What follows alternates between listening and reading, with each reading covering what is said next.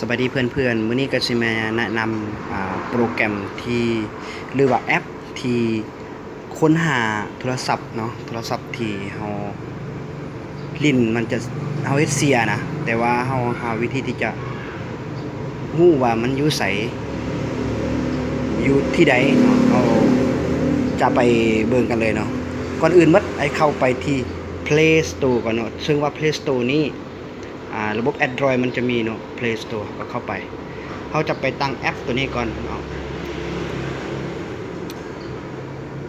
เข้าไปที่ Play Store แล้วเขาก็พิมพ์คำว่า5อุปกรณ์ของฉันนะ5อุปกรณ์ของฉันนะแล้วมันก็แสดงตัวนี้ขึ้นมาเนาะแล้วเขาเลือกเบอร์แต่ว่ามันชิมีในนี้เลยแล้วเขาติดตั้งไปเลยทำการติดตั้งเลยไปยอมรับนะติดตั้งเลยแล้วเขาก็จะรอจักหน่อยนึงเนาะเพราะมันกำลังติดตั้งเนาะจากติดตั้งแล้วเขาจะเข้าไปนั่นกำลังติดตั้งอยู่เนาะ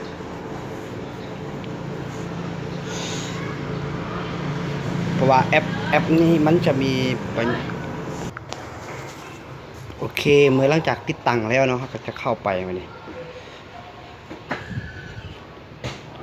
เข้าไปแล้วมันจะมีตัวที่อยู่ในนี้เนาะเพราะว่าตัวนี้มันโทรศัพท์ที่ค่อยมีอยู่แล้ว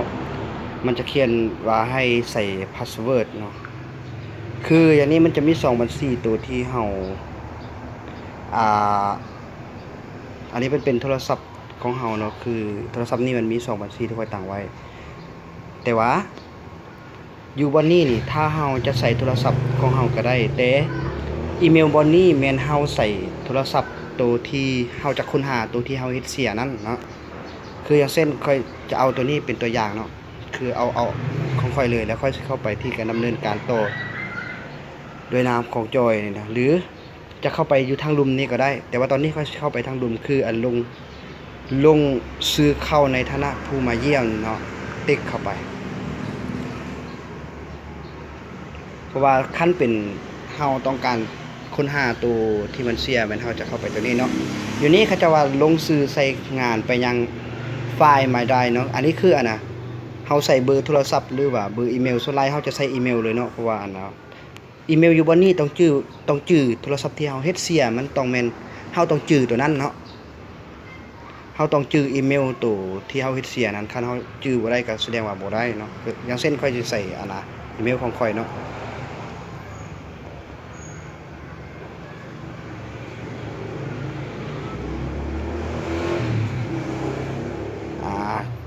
ใส่เข้าไปเนาะ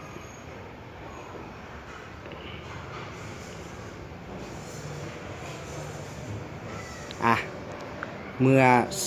ใส่อีเมลเรียบร้อยแล้วก็เขาก็ติ๊กเข้าไปว่าถัดไปสิ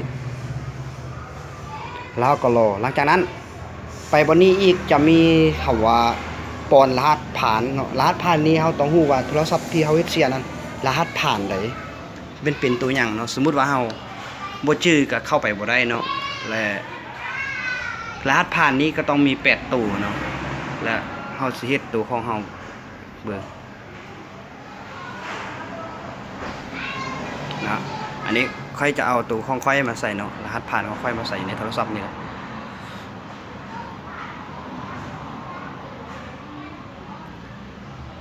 นั่นแล้วมันก็สิเด้งขึ้นมาเป๊ะเลยนะแล้วมันก็สิบอกว่าโทรศัพท์นี้มันอยู่ไสเนาะคือนี่อันโทรศัพท์นี้ตอนนี้เนาะตอนนี้นี่คือตัวโทรศัพท์นี้จะเป็นตัวสีเขียวนี้แล้วเฮาเป็นตัวสีฟ้านี้ตอนนี้โทรศัพท์ของค่อยอยู่ที่สะพานทองเหนือหอมเก้าเนาะแล้วมันก็จะบอกรายละเอียดได้ว่า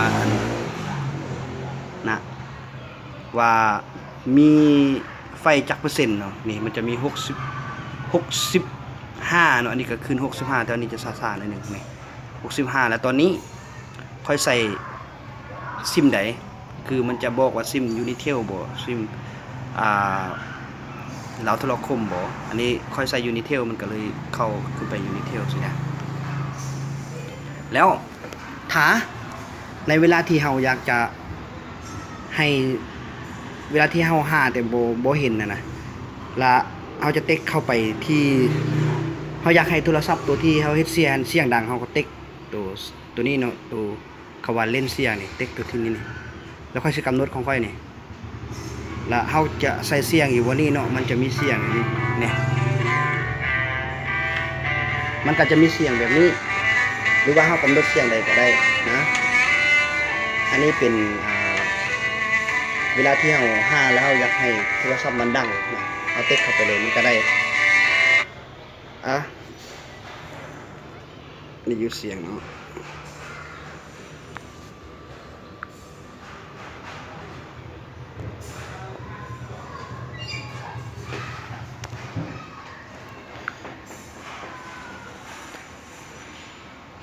แล้วเฮาอยากเฮ็ดอุปกรณ์ของเฮาหั่นน่ะ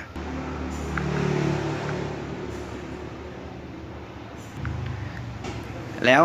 ตัวต่อไปนี้อาจจะเป็นถ้าเฮาอยากล็อกหน้าจอโทรศัพท์เนาะคือเขาเจ้าลิ้นแต่ว่าเขาเจ้าพบนะแต่ว่าหรือว่าเฮาเปล่าบันไดก็ได้เฮาเสียนะแต่ว่าเฮาอยากให้มันล็อกหน้าจอโดยที่เขาเจ้าจะบ่สามารถปลดได้แม่นเฮาเต็กเข้าไปนี่และอยู่นี่มันก็จะมีตัวที่1นี้เขาเจ้าว่าข้อความหน้าจอล็อกไม่บังคับและก็หมายเลขโทรศัพท์ล็อกไม่บังคับนี่แม่นเฮาคันเฮาอยากให้มันโซ่หน้าจออยู่โซ่ข้อความอยู่ถึงหน้าจอเนาะแม่นเฮาติ๊กอยู่ที่1นี่แล้วเฮาก็เขียนข้อความไปแล้วเฮาก็ติ๊กว่าทำให้อุปกรณ์ปลอดภัยนี่มันก็ได้นะครับแล้วตัวที่2นี่มันเฮาล็อกหน้าจอโทรศัพท์นะคือเอาจะใส่เลขใดก็ได้แล้วเฮาติ๊กเข้าไปที่ว่าทำให้อุปกรณ์ปลอดภัยนี่มันก็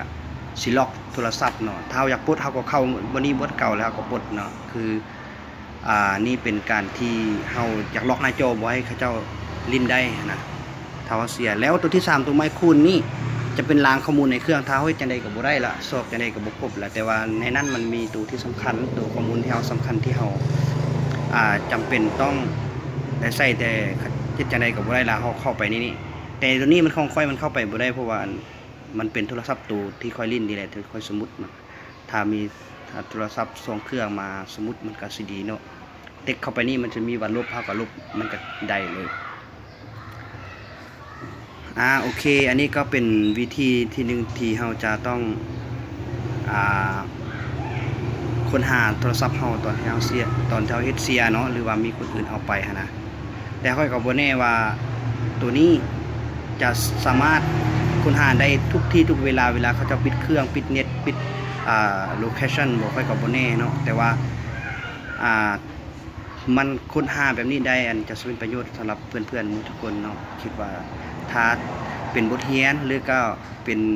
สิ่งที่ดีเป็นแอปที่ดีก็เพื่อนๆก็กดไลค์กดแชร์เนาะขอขอบใจ